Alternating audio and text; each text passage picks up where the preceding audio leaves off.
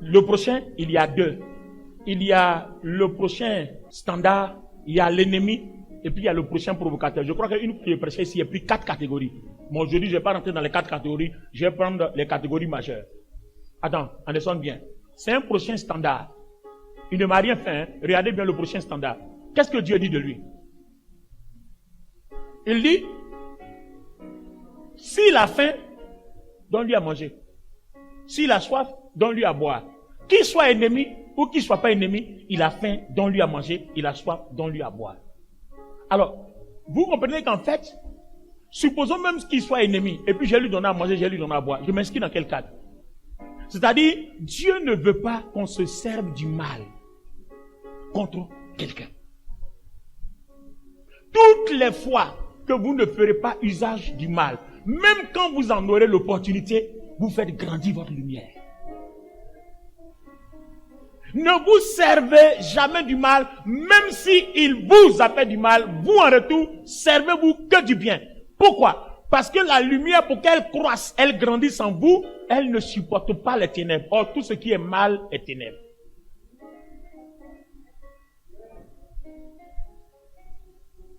Amen ou amen pas? Tout ce qui est mal est ténèbres. Donc, ne vous servez jamais, ne faites jamais usage du mal contre qui que ce soit. Même pas contre votre ennemi. Vous ne l'aimez pas, passez votre chemin. Vous ne le supportez pas ou ne la supportez pas, passez votre chemin. Mais ne le détruisez pas ou ne la détruisez pas sous prétexte qu'il ou elle ne fait pas votre affaire. Dieu va vous en vouloir.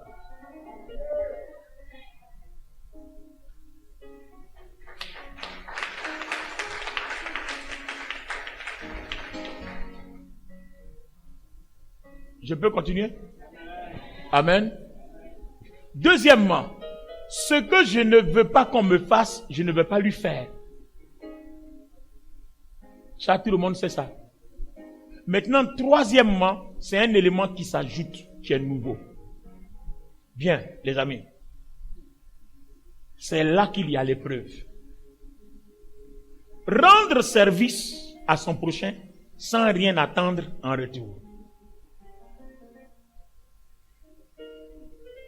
Tu vas héberger quelqu'un chez toi, il va utiliser ton courant, ton eau, ta nourriture, tu vas manger sans rien attendre en retour. Un machin, tu vas dire, aidez-moi la lumière là. C'est moi qui paye.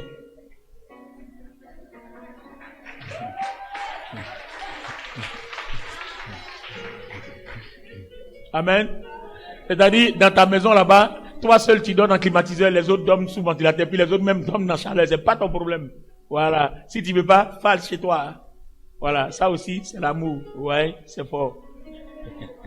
Alléluia. Alors, ce que tu ne veux pas qu'on te fasse, faut pas faire aux autres. Maintenant, le côté culminant, c'est sans intérêt. Regardez, il y a une parabole qu'on a étudiée sur le Zoom. Luc chapitre 10, verset 30 jusqu'à 38. Les amis, regardez ce qui se passe dans ce passage-là. Un Samaritain et puis un Juif, c'est des protagonistes. C'est-à-dire les deux sont ennemis. Leur histoire date depuis la division du royaume d'Israël en deux parties. Je ne vais pas raconter ça, c'est de l'histoire. C'est pas ma préoccupation ce matin. Regardez bien. Un Samaritain qui descend de Jérusalem vers Jéricho se retrouve avec des brigands qui l'ont frappé à mort. Son frère juif, un juif, qui descend de Jérusalem vers Jéricho. Donc son frère juif qui est sacrificateur vient, il le voit et puis il le dépasse. Ah, donc un problème. Et puis il s'en va. C'est son frère juif. Hein? Et puis un autre sacrificateur encore, qui est son frère juif. Il vient, il le regarde. On me dit, de toute façon, tu es sapé là, tu veux te coucher? Ah, c'est bien. Ah, bon, il a dormi comme ça. Vous voyez, le sacrificateur, hein, il est aussi juif, non? Et puis il vient. I don't want problem. C'est tout ça là aussi, là, c'est la police et la gendarmerie là, fait là. Tu as touché, il est mort, c'est toi qu'on va mettre en garde à vue, on dit tu l'as tué. Voilà. Oh, tu voulais rendre service, il est mort dans ta main. C'est pour ça que souvent les gens ont peur. Même moi-même, je prêche cet évangile là, mais je trouve quelqu'un qui est en train de mourir comme ça. J'ai demandé, Seigneur, est-ce qu'il doit l'aider? Parce qu'il va mourir dans ma main, on me mettre en prison, on dit c'est moi qui l'ai tué. Vous voyez? Donc, le sacrificateur est arrivé, I don't want problem. Est bâti. Et puis, il y a un Samaritain, son ennemi. Les deux là ne sont pas censés être camarades à cause de leur histoire. Et puis le Samaritain arrive, il descend de son char. Et puis il voit les plaies. Il va le prendre, il le nettoie. Il prend de l'huile, il nettoie ses plaies. Il prend le vin, il essaie de désinfecter. Comme il y a un peu d'alcool dans le vin, il essaie de désinfecter la plaie. Et puis il le soulève, il le met sur sa monture, sur son cheval ou bien dans son char. Et puis il l'envoie à l'hôtel là. Et puis il dit gardez-le, soignez-le. Il paye la facture. Le lendemain en allant, il dit bon écoutez, continuez à l'observer. Si jamais il y a un problème avant que sa famille n'arrive, si je reviens le lendemain, je paye la facture. Bon, ma question, le Samaritain là, il gagne quoi? Non, il gagne quoi? Alors, le Seigneur Jésus pose la question, qui a été le prochain de lui? C'est le Samaritain qui a été c'est son ennemi qui a été son vrai prochain. Il l'a fait sans rien attendre en retour. Le jour où tu vas arriver à ce genre d'amour-là, la lumière commence à se manifester, la puissance de Dieu commence à intervenir dans ta vie à un autre niveau. C'est là que, en tant que simple chrétien, tu peux imposer les mains, et puis les malades vont guérir. Parce que les miracles accompagneront ceux qui incarnent la lumière. Parce qu'en fait, les miracles, c'est quoi? C'est l'expression de la lumière. Donc, tu ne peux pas avoir de miracle s'il n'y a pas de lumière en toi. C'est le Saint-Esprit. Le miracle, c'est l'œuvre du Saint-Esprit. Les dons d'inspiration, de révélation, de puissance, tout ça. Donc, quand la lumière est là, tous ces dons-là sont en toi. Les fruits de l'esprit. Parler mal même à quelqu'un, ça ne doit rien te dire. Oh, toi, tu es dans l'église, là. Quand on dit parler mal, tu as fini avec ça. Déjà, quand tu fais ça devant moi, là, moi, je connais ton niveau spirituel. Je connais quel genre de lumière, ou bien le niveau de lumière qui agit en toi. Parce que tu as été fâché pour peu. Nous aussi, on a fait ça avant. Mais aujourd'hui, quand on s'est rendu compte que cette façon d'agir, là, ça nous a mis en retard, on a changé. Je peux être énervé contre toi et puis je ne suis pas obligé de parler. Pas parce que j'ai peur de toi, mais parce que je conserve quelque chose en moi. Et si je dois te parler, je vais trouver les mots pour te dire.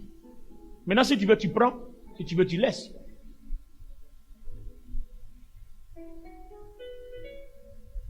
Et c'est une éducation que vous devez cultiver. Et puis, les amis, vous n'avez pas le choix. Sinon, vous n'aurez pas de lumière.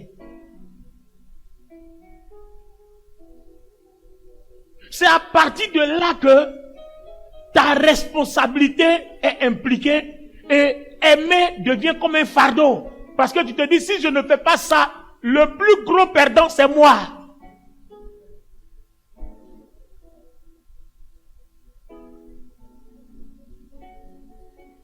Donc, c'est le Samaritain là qui l'a pris, qui l'a envoyé.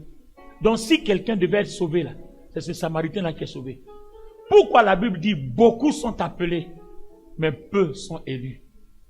Beaucoup sont... Merci Anderson. Répétez après moi. Beaucoup sont... c'est pas fort. Beaucoup sont... Mais il y a... Alors, si beaucoup sont appelés et peu sont élus, dites-moi, qu'est-ce que ça veut dire? Je veux juste que quelqu'un comprenne. Il y a beaucoup d'appelés, mais il y a très peu d'élus. Je veux savoir... J'ai parlé avec le Seigneur et voilà ce que le Seigneur m'a dit. Je l'ai inscrit quelque part ici dans mon téléphone. Je vais l'expliquer à partir de ce verset. Regardez Matthieu le chapitre 5, le verset 14. Matthieu le chapitre 5, le verset 14, je commence au verset 13. Il dit, vous êtes le sel de la terre, mais si le sel perd sa saveur, avec quoi la rendra-t-on? Il ne sert plus qu'à être jeté dehors et foulé aux pieds par les hommes. Le verset 14. Vous êtes la lumière du monde. Une ville située sur une montagne ne peut être cachée. Maintenant, regardez la suite qu'il dit, est très importante. On n'allume pas une lampe pour la mettre sous le boisseau, mais on la met sur le chandelier. Elle éclaire tous ceux qui sont dans la maison. Et le verset 16. Que votre lumière luise devant les hommes, afin qu'ils voient les bonnes œuvres. Mais la version Bible du Seigneur dit, afin qu'ils voient le bien que vous faites. La version Bible du Seigneur. Si vous prenez la version Bible du Seigneur, attendez, je vais vous la lire pour que tout le monde ait la confirmation. Il dit, c'est ainsi que votre lumière doit briller devant tous les hommes pour qu'ils voient le bien que vous faites et qu'ils en attribuent la gloire à votre Père céleste. Donc, la lumière dont on parle là, ce n'est rien d'autre que le bien que vous faites. Toutes les fois que vous faites le bien, vous êtes en train de manifester l'amour. Toutes les fois que vous posez une bonne action qui est bien, vous êtes en train de manifester l'amour et vous êtes en train d'attirer la lumière. Donc, si vous voulez, si en une journée, vous faites que le bien, c'est-à-dire vous multipliez la lumière dans votre vie. C'est pour ça que peu importe ce qu'on vous fait, faites que le bien. Même si vous gagnez rien, faites que le bien. Même si vous souffrez, faites que le bien. Même si vous avez mal, faites que le bien. Même si vous n'aimez pas ce que les gens vous font, mais en retour, vous faites que le bien. Parce que plus le bien abonde, plus la lumière abonde, plus la gloire de Dieu abonde, plus vous garantissez votre succès. Et si tout de suite vous êtes en face d'un obstacle, vous avez l'assurance que rien ne peut vous vaincre parce que le mal n'a jamais vaincu le bien. Donc, vous voyez que le fait d'aimer, de faire le bien à ton prochain, c'est toi seul qui as le témoignage. Donc, quand tu fais mal, ta conscience te rend témoignage. C'est ce que la Bible nous dit. Quand tu fais bien aussi, ta conscience te rend aussi témoignage. Alors, les amis, écoutez bien. Mon assurance vient de quoi? Quand je suis arrêté et que je sais que Jean 14:30, le Seigneur Jésus dit, le prince de ce monde arrive, mais il n'y a point en moi de ténèbres. C'est-à-dire, il n'y a rien en moi. Alors, si Satan vient, que je sais qu'il n'y a pas de ténèbres en moi, pourquoi il a peur? C'est ceux qui ont des problèmes là qui courent. Moi, je suis arrêté. Quand il va rencontrer ma lumière là, il va freiner parce qu'il sait que là, c'est le bien. Là, c'est la lumière. Les ténèbres traversent pas, sinon les ténèbres sont détruites. Est-ce que tu penses que Satan a envie d'être détruit? Il va dire à ces démons là, allez-y partout. Mais chez Olivier Bonny là, n'allez pas là-bas. Il y a la lumière là-bas. Il va dire, ouais, ce Quadio, c'est Jean-Marc, c'est Jeanne, enfin, dites-moi tous les noms. N'allez pas là-bas. Il y a la lumière là-bas. C'est la lumière qui détermine votre assurance et votre victoire. Donc, toutes les fois que vous manifestez l'amour pour votre prochain, vous garantissez cette lumière. C'est tout. Faites que le bien. Même si vous êtes énervé, je vous demande pardon. Et puis, ne réagissez jamais quand vous êtes énervé. C'est aussi une éducation. Taisez-vous, calmez-vous. Vous allez voir, avec le temps, ça va passer. Et puis, vous allez vous reprendre. Au moins, vous ne péchez contre personne et vous ne faites du mal contre personne. Mais si vous êtes énervé, si vous voulez parler, c'est du dégamage.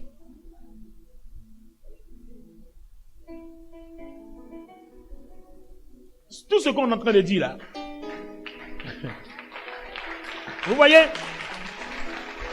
On a l'impression que c'est de la plaisanterie, mais la vie chrétienne et la vraie vie chrétienne là, c'est ça. Le pouvoir qui fait que quand on est au milieu des sorciers, ils s'embrouillent, et puis ils peuvent rien te faire là. C'est ça. C'est ça qui est là. Il n'y a pas autre chose. Toute personne qui transporte que le bien a déjà vaincu toutes sortes d'épreuves. Parce que dans la lumière, il y a la voix de Dieu. Quand tu auras un problème, Dieu te dira quoi faire. Mais si le mal est en vous, pour peu tu es fâché, 1, 2, 3, tu es énervé, c'est toi qui parles mal, c'est toi qui insultes les gens, c'est toi qui critiques les gens, tu rentres dans la vie privée des gens, ça te concerne, ça te concerne pas, tu charges ça, tu fais de ça ce que tu veux, on ne sait pas ce que tu cherches. C'est ça le problème en fait. C'est ça le problème. Ton véritable problème, c'est ça. Tu veux t'occuper de ce qui ne te regarde pas, tu veux charger ce que Dieu t'a pas appelé à charger, mais un jour ça va t'écraser parce que c'est plus lourd que toi.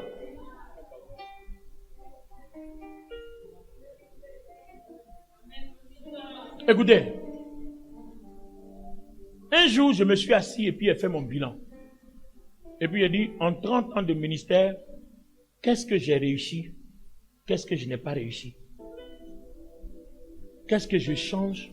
Qu'est-ce que je n'ai pas changé? Qu'est-ce que je ne dois pas changer? Est-ce que vous savez qu'on est en 2025? Le 13 ou 15 mai 2025, ça fait 30 ans que j'ai été ordonné pasteur.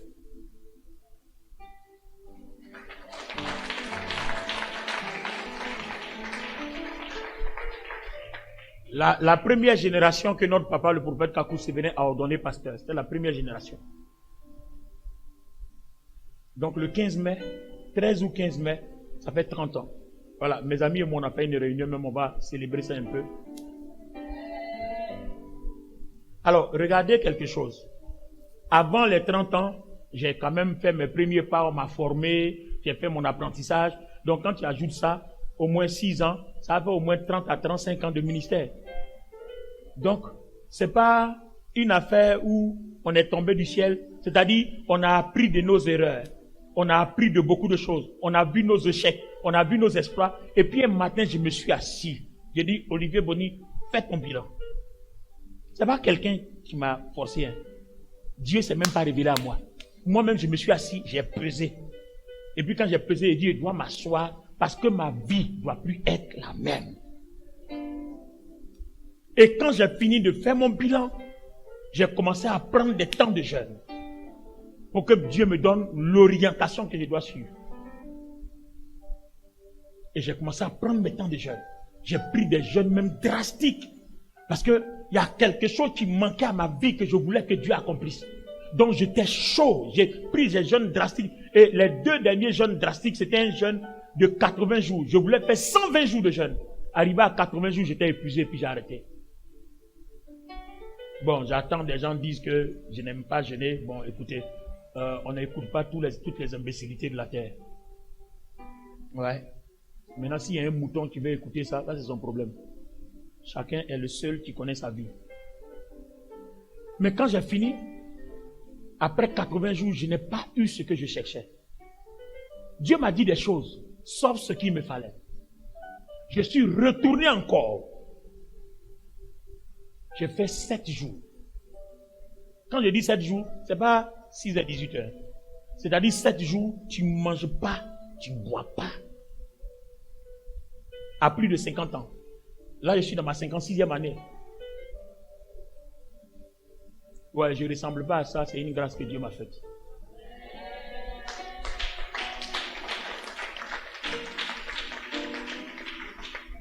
Je n'ai même pas pensé au fait que je peux avoir un problème de rein, problème de cœur, de foie, de poumon et tout ça. Mais je me suis lancé dedans. J'ai commencé un dimanche à minuit et puis j'ai terminé le dimanche prochain à midi. Et puis je suis allé prêcher. Waouh! J'étais devenu maigre, tout maigre. J'ai dit, quand je te dis maigre, c'est maigre de chez maigre.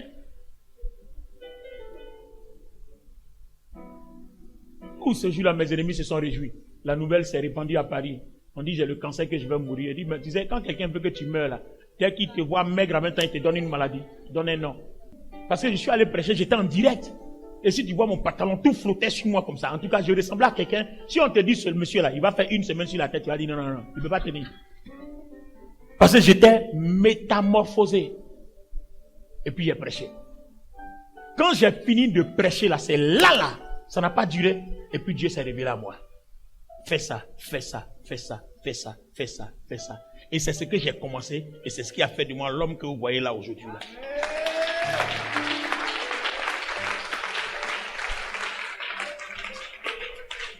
Alors, je vais terminer en vous disant quoi? Dieu ne peut pas aller loin avec vous sans vous-même votre volonté. Ne soyez pas des fidèles qui attendaient toujours que le pasteur vienne vous imposer les mains. Cet évangile-là, permettez-moi de me repentir, on vous a menti. Viens, il va t'imposer les mains, et puis tu vas réussir, je vais t'imposer les mains. On vous a menti, hein, c'est faux. Hein. La gloire de Dieu en toi, c'est ta relation avec Dieu. C'est le niveau d'amour qui est dans ton cœur pour ton prochain et pour Dieu. Là. C'est ça qui fait que la gloire là se lève. C'est à partir de là que quand je déclare sur toi, quand tu dis Amen, ça prend.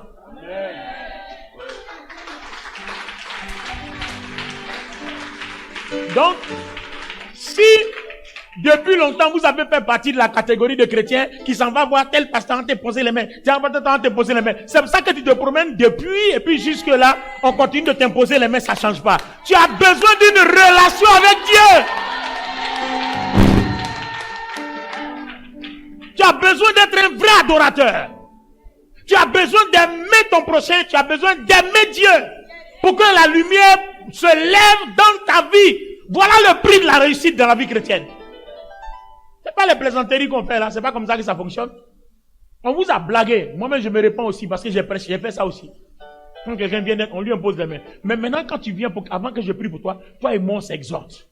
On se parle. On va parler de la lumière. Je vais te montrer l'importance d'aimer Dieu. L'importance d'avoir une relation. L'importance d'être un adorateur. Quand je finis de parler là, si tu adhères à ça, je vais te demander de te repentir. tu as fini de te repentir, aussitôt là, Dieu va rentrer dans ton cœur. Quand je vais prier là, ça va marcher. Mais pas avant ça. C'est pas de la magie. La vie chrétienne, c'est pas la magie.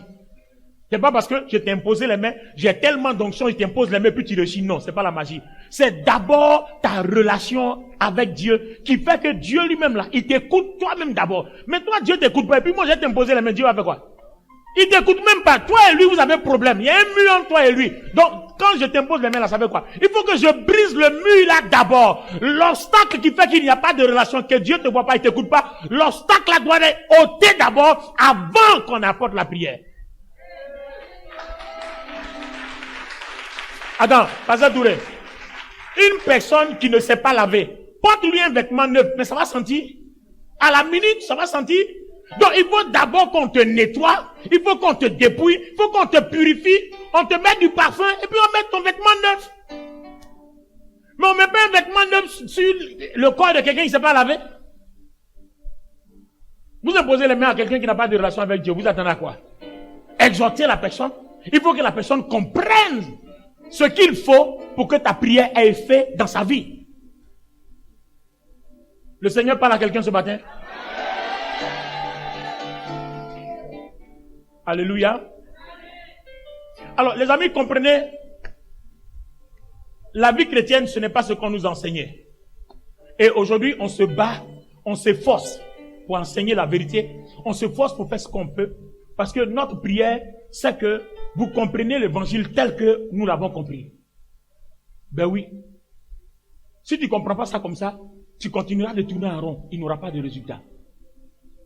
Un vrai chrétien, tu pries dans ta maison là, Dieu doit te parler. Mais la condition, il faut qu'il y ait la lumière. Et aujourd'hui, on sait comment faire pour qu'il y ait la lumière. Il faut aimer son prochain, il faut aimer Dieu. Et pour aimer Dieu, c'est une seule loi. Il faut dépendre de lui. Dépendre de lui, ça veut dire quoi? C'est-à-dire, laisse Dieu contrôler ta vie. Point. C'est la seule et unique chose. Il n'y a pas plusieurs lois. La seule loi, laisse Dieu contrôler ta vie. Or, pour que Dieu contrôle ta vie, tu vas faire quoi? Tu ne peux rien faire sans le consulter. Tu vas toujours l'impliquer dans ce que tu fais. Et comme tu l'impliques dans ce que tu fais, c'est pour ça que quand il t'a donné le travail que tu as, le salaire, à la fin du mois, tu donnes 10%. Et quand tu donnes 10%, là, Dieu ne te doit rien. Tu donnes 10% pour lui exprimer ton amour. Quand tu donnes une offrande d'action de grâce, c'est pour lui exprimer ton amour. Quand tu donnes une offrande régulière, c'est pour lui exprimer ton amour. Dieu ne te doit rien. Mais si tu mets dans ton cœur, Seigneur, j'ai payé la dîme, donc il faut qu'en retour je sois béni. Il va te dire, il te doit quelque chose. Quand moi il t'a donné la vie, là, tu m'as donné quoi? Est-ce que toi tu as décidé de naître? C'est moi qui t'ai créé, non? Quand je t'ai créé, tu m'as donné quoi? Rien. Quand Jésus allait mourir à la croix, il est mort pourquoi? Rien. Toi tu as fait quoi pour qu'il aille mourir? Au contraire, même à cause de tes péchés, on doit te tuer. Et puis il vient et dit, bon, moi je meurs, laissez-le. Il gagne quoi? Rien. Voilà l'amour qui a fait que Jésus est assis sur un trône sur lequel personne ne peut s'asseoir. Et puis il a le nom au-dessus de tous les noms. Parce que de façon désintéressée, et sa lumière est telle que il n'y a pas une autre lumière qui peut égaler sa lumière. Parce que ce qu'il a fait là, personne ne peut faire ça de façon désintéressée. Et si tu dépends de Dieu, tu vas lui obéir. Forcément, tu vas lui obéir. Parce que si tu dépends de Dieu, tu lui seras fidèle. La fidélité, c'est quoi? Quand on dit, quand une femme dépend de son mari, là, elle est fidèle, hein, elle est obéissante, elle est soumise. Mais donne-lui le pouvoir, tu vas voir sa vraie nature. Tu sais de quoi il parle? Quand quelqu'un dépend de toi, tu sais que si tu n'as pas collaboré, il n'y a pas ton jeton. Tu fais comment? Tu es au calme. Mais le jour où tu as le pouvoir, on parle comment? D'égal à égal. Le jour où tu as une femme, et puis elle a l'argent plus que toi, ou bien un machin, et puis elle reste soumise, on dit voilà, ça là, ça c'est vraie humilité. Parce que rien ne l'oblige, avec tout ce qu'elle a là, et puis elle est toujours procédée en bas, ça c'est vraie humilité. Souvent pour connaître la vraie humilité, là, Dieu met un test. On te donne le pouvoir, et puis on voit comment tu vas faire. La vraie humilité, là, souvent Dieu vous teste, et vous met à l'épreuve. Est-ce que malgré ce que tu es là, si on t'insulte, tu as te taire? Tout ça aussi, c'est des épreuves. Le Seigneur Jésus n'a pas été élevé avant d'être passé au désert. Dieu allait peser son humilité. On l'a brisé là-bas d'abord. Or, le problème, c'est que nous sommes chrétiens, on ne veut pas le brisement. On n'aime pas le brisement. Mais si vous n'aimez pas le brisement, les amis, vous n'allez pas réussir. Parce qu'à un moment donné, ça ne passe pas. Parce que sans le brisement, il te sera difficile d'aimer ton prochain et d'aimer Dieu. Parce qu'il y a des choses que vous n'allez jamais supporter, que vous n'allez jamais accepter. Nous allons prier ce matin. Alors pendant que nous sommes debout, je vais conclure en répondant à la fameuse question qu'on a posée le dimanche dernier. Et si mon ennemi a un pistolet qui branche sur moi, hein, capitaine, il fait comment? Est-ce que je dois lui donner à manger et à boire à ce moment-là? Alléluia. Non, tenez-vous debout. On va conclure par là.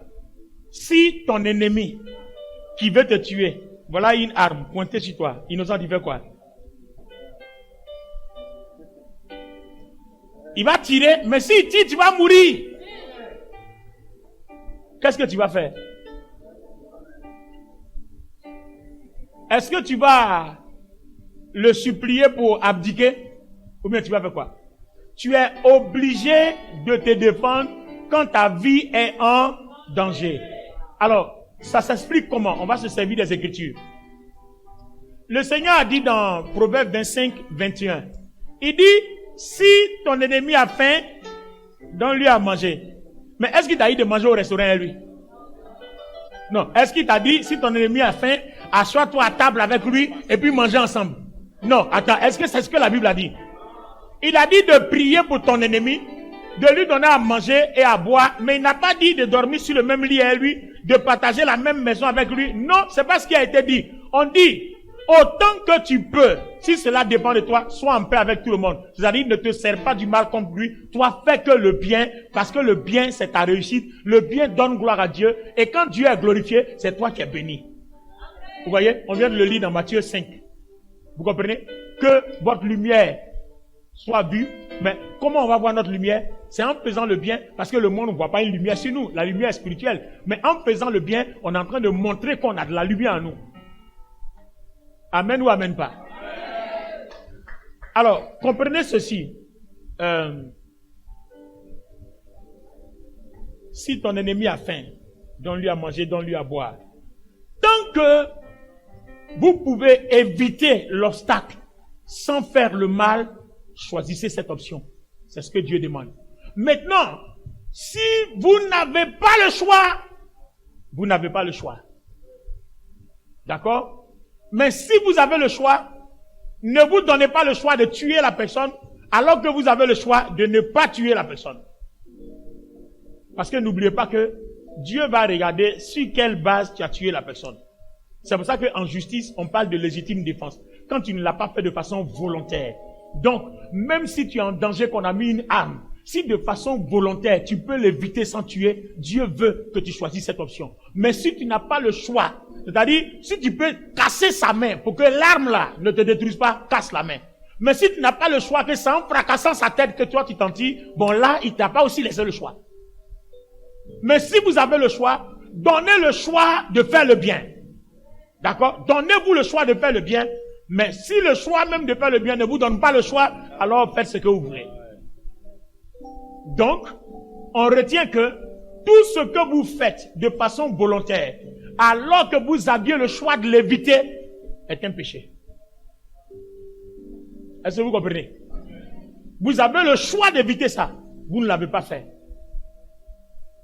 Regarde, Pasteur Touré, j'ai eu 2 cas comme ça. Hein. Je vous rends ce témoignage, ça va vous servir. J'étais en prière une fois, c'est pas le témoignage que j'ai rendu sur le Zoom. J'étais en prière une fois. Et puis, j'ai un de mes fils spirituels là. Il est impoli.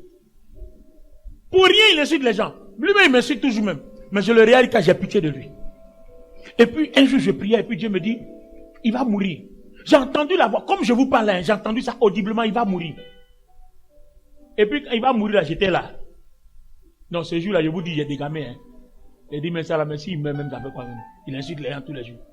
Là, c'est dans mon cœur, il dit ça, mais j'étais pas sérieux, quoi. Mais, Dieu me pressait dans mon cœur de prier pour lui. Je n'ai pas prié. Je n'ai pas prié, hein. Je vous raconte une histoire vraie, hein. Le Saint-Esprit est mon témoin. Je n'ai pas prié. La semaine qui suit, on m'appelle. On m'a dit, la fin est AVC. Il est à l'hôpital, il a un côté paralysé. La culpabilité est rentrée dans mon cœur. Je vous assure, ce jour-là, Dieu s'est servi de ça, il m'a délivré en même temps. C'est là que j'ai compris que même ton pire ennemi, C'est vrai, ça te fait mal, mais le jour où il va mourir, là, tu ne vas pas supporter. Même ton pire ennemi, le jour où il meurt, c'est pas sûr que tu vas supporter. J'ai dit, la culpabilité, je n'ai pas digéré, j'ai eu mal de savoir que le malheur l'a frappé. Mais au moment où je recevais la parole, là, j'étais content que ça le frappe un peu pour le corriger un peu. Et après, je me suis ressaisi, j'ai commencé à prier pour lui. Parce que c'est ce que Moïse faisait, non? Dieu dit à Moïse, ton peuple est en train de pécher, elle est tuée, hein. En fait, il est en train de dire à Moïse, si tu ne pries pas, n'intercèdes pas pour eux, j'ai besoin que quelqu'un me demande pardon pour que je fasse miséricorde. Et c'est ce que Dieu voulait que je fasse pour lui. Mais je ne l'ai pas fait. Tellement j'étais énervé après lui. Ne faites pas le mal. Si votre volonté peut éviter, évitez. Vous voyez, tout ce que je prêche ici, là, c'est des choses que j'ai vécues. Donc, quand la Bible est vraie, je sais. Quand la Bible n'est pas vraie aussi, je sais. Or, toute la Bible est vraie. C'est ça le problème. Tu vois, je sais à quel moment ce que je dis là est comme ci et comme ça. Tout ce que je dis là, j'ai expérimenté tout. Si vous voulez, appelez-moi l'Ecclésiaste. Il y a 56 ans seulement, mais j'ai expérimenté beaucoup de choses sur la terre. Donc quand je te prêche avec conviction, je sais de quoi je parle. Si c'est un chemin qui ne va pas réussir, je sais que ce chemin-là, tu en prends ça, ça ne va pas marcher. Parce que j'ai déjà expérimenté. En tout cas, à mon jeune âge là, j'ai expérimenté beaucoup de choses. Donc quand je te parle, il faut m'écouter, je sais de quoi je parle. Parce que je sais d'où je viens. Je sais où Dieu m'a tiré. Je sais comment Dieu m'a sauvé. Et je sais de quoi je parle. Lève les deux mains.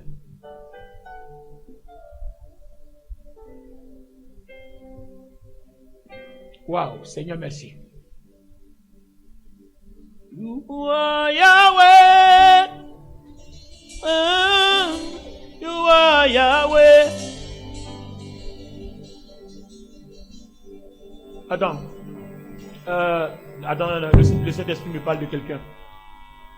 Je vois, il me montre une vision très rapide. Je vois la tête de quelqu'un. La personne a arrêté comme ça. Donc c'est ça, c'est ici. Il y a ce côté-là comme ça. Il y a une douleur qui vient jusque là, ça s'arrête là. Ça vient de là jusque là. Attends, je monte à la chair pour que tu vois bien. C'est la vision rapide que j'ai vue. Si cette personne est là, viens vite, il y a un miracle de délivrance pour toi. Si la personne a arrêté comme ça, ouais, c'est comme ça que je vois. Donc c'est là. Là, je vois la tête ici, jusque là. Ici. Quelque part ici. La tête ici. Viens, est-ce qu'on peut acclamer le Seigneur?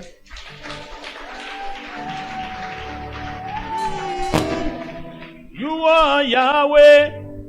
Mets la main exactement là, la partie. You are Yahweh. Alpha. Omega. Je suis en train de vous donner les prémices de ce qui va se passer à la veillée vendredi. Alpha et Omega. Seigneur, merci parce que tu l'as fait avant même qu'elle arrive ici. Ceci est ta puissance qui brise le jour.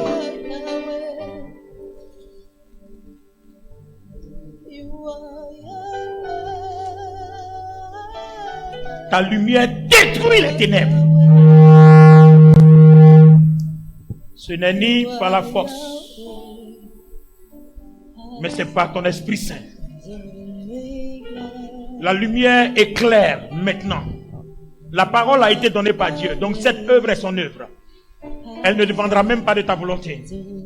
Il a vu ton engagement avec lui. Il a vu ta foi. Il a vu ta douleur. Il a vu ta souffrance. Et il vient vers toi pour te sauver, pour te libérer. Ta délivrance opère. Il te décharge. Il te rend libre. C'est dans le nom puissant de Jésus-Christ. La gloire de Dieu. La puissance de Dieu.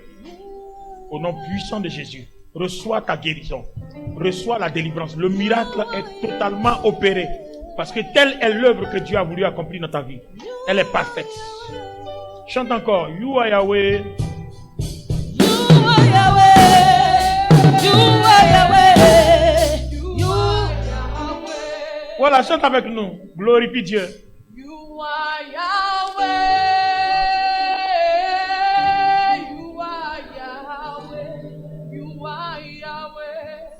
You are Yahweh, Alpha and Omega. You are Yahweh,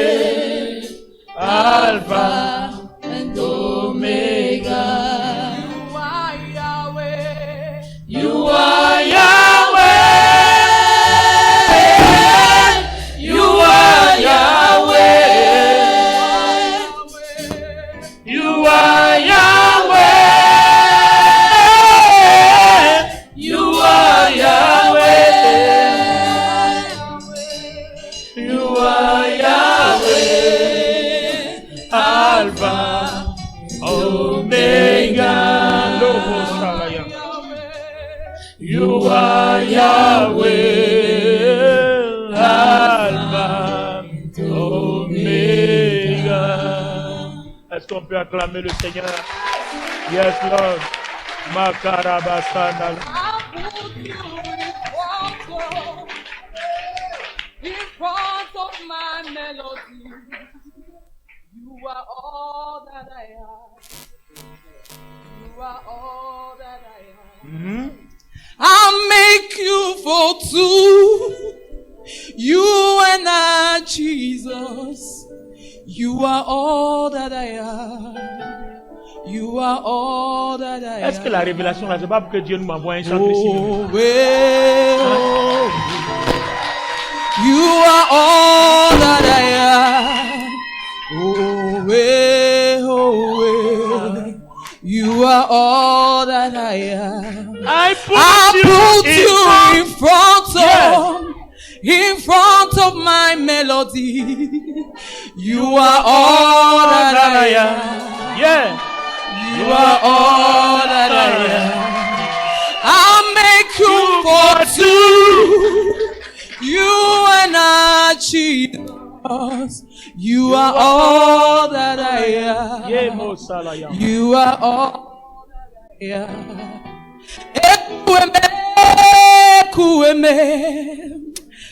Ah, Jesus. You are more than you have to. I just want to thank God. Je souffre depuis des mois. Wow. De cette douleur, je ne sais pas où c'est quitté. Wow. Come on. Je n'arrive pas à dormir. Je n'arrive pas à manger, je n'arrive pas à avaler des choses bien. J'ai une forte douleur de... J'avais une sinusite, mais j'ai traité, c'est parti.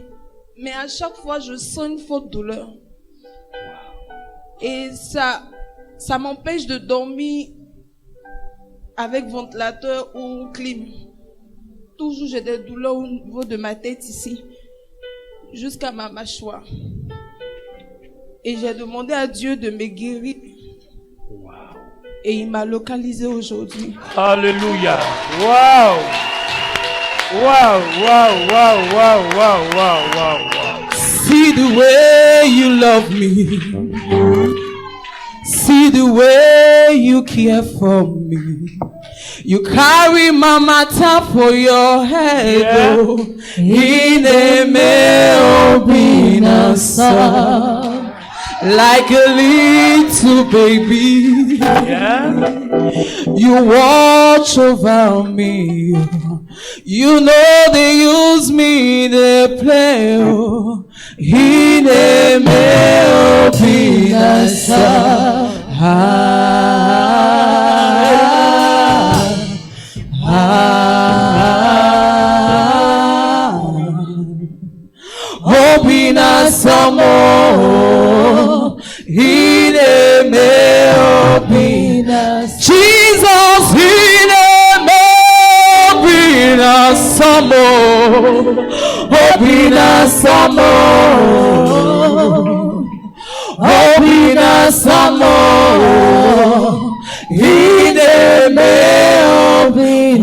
Jesus, in a Le Seigneur.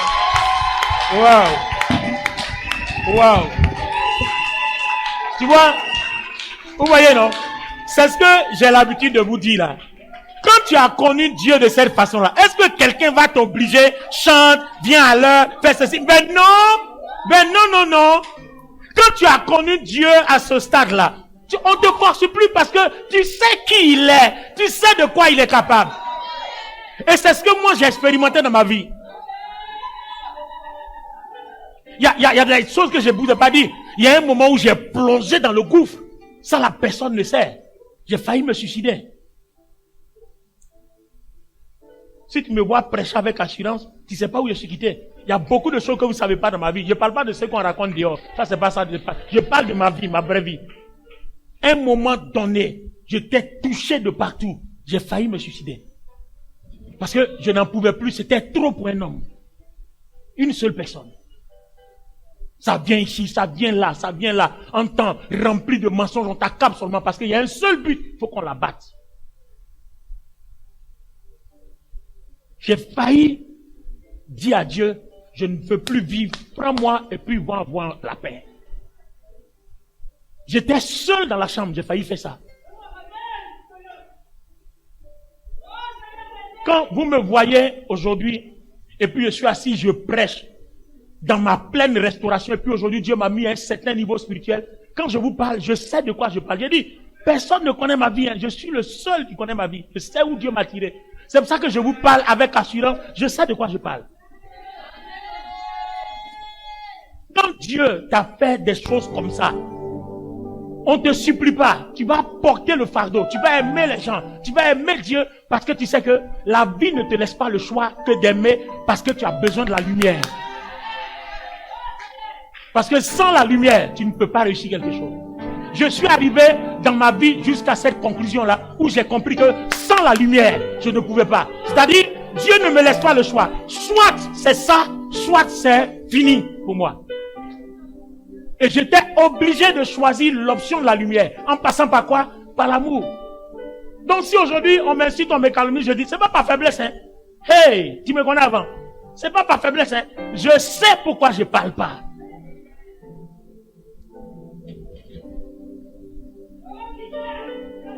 Que Dieu te bénisse, ma fille. Waouh. Seigneur, merci pour la grâce que tu lui as faite. Tout ça, c'est pour la gloire de ton nom. Tu nous as donné des dons pour que ton nom soit sanctifié, pour que ton règne soit établi, pour que ta volonté soit accomplie. Tu nous as aussi donné la lumière pour qu'on entende ta voix.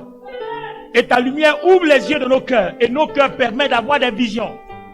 Et c'est par un de ces dons que tu as permis que l'on sache que quelqu'un a ce problème. Je loue ton nom pour toute ta gloire. Au nom de Jésus. Amen.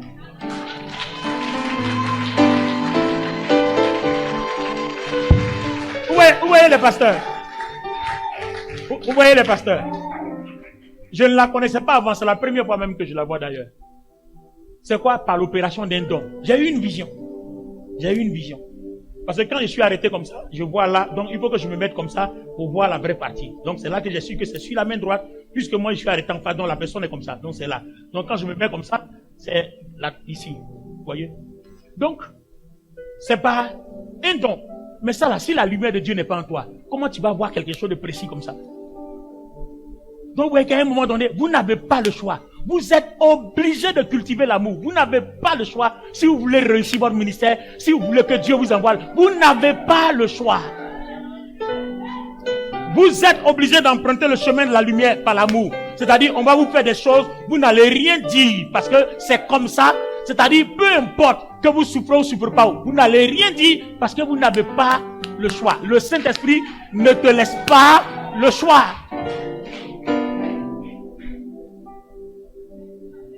Et quand il y a des résultats comme ça, quand tu rends ministère, c'est-à-dire Dieu confirme que sa parole est vraie. Quand la lumière en toi, tu vois, tu entends, tu comprends, tu discernes, tu sais. Il te faut la lumière. Amen. Je ne sais pas combien de temps tu es avec nous, mais franchement, de toute façon tu chantes là. Si tu chantes ici pour nous là, ça va me plaire. Hein? Viens, pardon.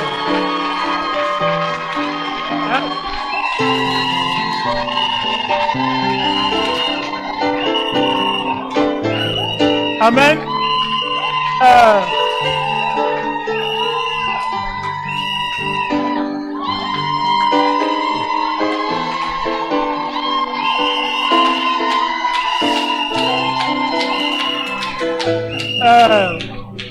Bon, les amis, vous voyez, quand la lumière est là, non? Vous avez vu, quand la lumière est là, ça donne beaucoup d'opportunités. Quand la lumière est là, tout le monde est en joie, il y a la gaieté.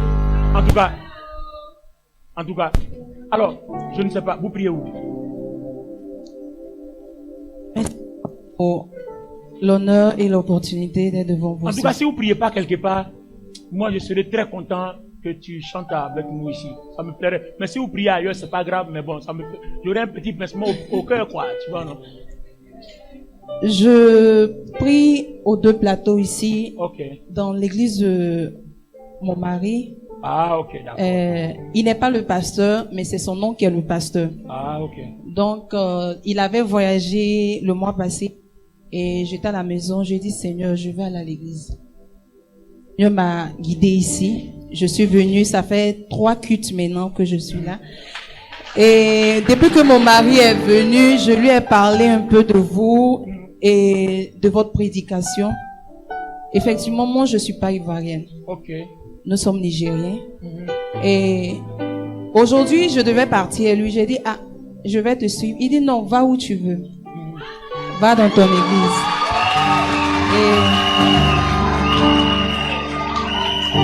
Ok. Et je crois au Seigneur que je serai là. Amen. Donc, il décide. Amen. Donc, amen. Elle dit qu'elle sera là tant que son mari lui donnera l'opportunité qu'elle est là. Au moins, c'est une femme soumise. Que Dieu te bénisse. Dieu te bénisse. Amen. Waouh. Dieu te bénisse. Merci beaucoup. Donc, à la fin du culte, d'accord, les pasteurs et puis les anciens, on va te rencontrer. On va parler un peu avec toi en privé, avec le groupe musical. Parce que ça, une voix comme ça, pour nous, c'est une grâce. Amen. Voilà.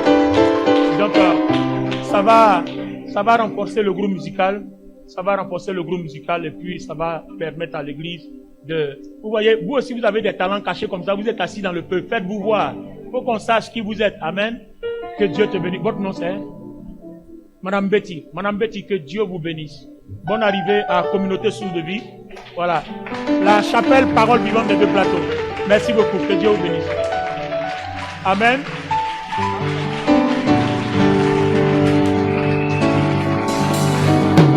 Alléluia. Waouh. Vous voyez, quand la lumière s'exprime, le culte change d'envergure. En fait, c'est de ça qu'on parle. Hein. Vous allez voir, si on cultive l'amour que la lumière est là, vous allez voir ce genre de miracle-là. Ça sera comme des petits pains à la maison. Mais c'est quoi? C'est l'amour d'abord, et puis après la lumière. Si chacun cultive l'amour dans son cœur, quand on va lever les mains sur Dieu va descendre. Dieu va donner des révélations. Dieu va se révéler. Mais quand on vit à couteau tiré, chacun fait pour lui. Vous voyez, le Saint-Esprit n'aime pas dans des endroits comme ça. Il n'aime pas travailler là comme ça. Amen. Là, il vient de confirmer le message qu'on a prêché. Mais il faut que toi et moi, on vive dans l'amour. C'est un prix à payer. On n'a pas le choix.